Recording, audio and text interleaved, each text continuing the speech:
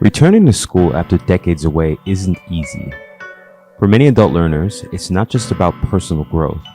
It's about fulfilling promises, chasing progress, and proving it's never too late to take a leap of faith. One such story belongs to Remy Bamidele, a digital media student at the University of the District of Columbia. His journey back to school reflects determination, purpose, and the enduring power of a parent's promise.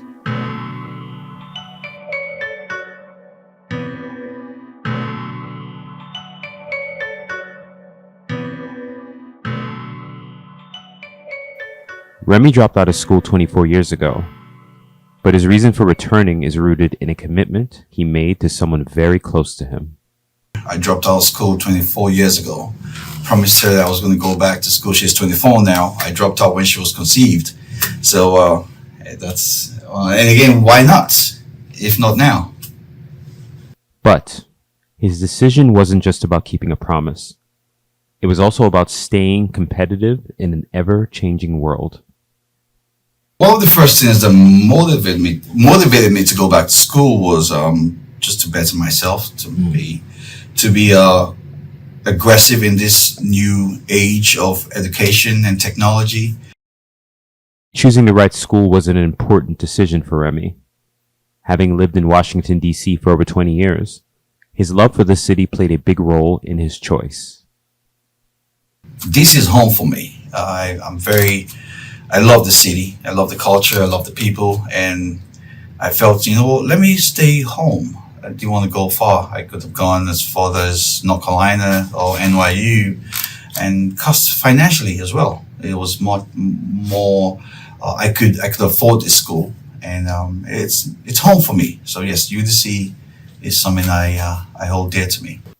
His decision highlights the importance of choosing a school that fits not just your academic goals, but your life and financial circumstances as well. Balancing school with adult responsibilities is a challenge for many, and Remy is no exception. He described the balancing act in a way that's both relatable and practical. You get to a certain age as a human being, and you just have so much responsibilities. You have a lot of chores that just comes with life, such as family, mortgage, car notes. If it's not your car, maybe your daughter's car notes. You're taking care of family. At the same time, you have to go to school and make that money, make the bread. So thankfully, I have an art, or I have a skill that I can actually go to school and still work on my time and have clients and do the production thing, which is my passion. So yes, I am one of the very few lucky ones that has a skill that is of high demand. For Remy and most adult learners, it's not just about managing time. It's about leveraging your skills to make it work. Advice for adult learners. When asked what advice he'd give to others considering a return to school, Remy was direct and encouraging. Make up your mind what career you want to go into, what degree you want to learn. It has to be something that you're passionate about. If it's just for the money, it's good. Yes, you can educate yourself for the money, but when it's passion, it's not work. So you find yourself waking up early, you're in class before every student. But Remy's advice didn't stop there. He shared thoughtful insights about starting small and staying consistent. You make sure you don't lose any class, and it has to be passionate. That's one.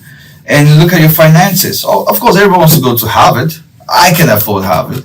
So do your research and see what local community colleges or universities around you. And honestly, I will say start with smaller schools, so it's not overwhelming for you.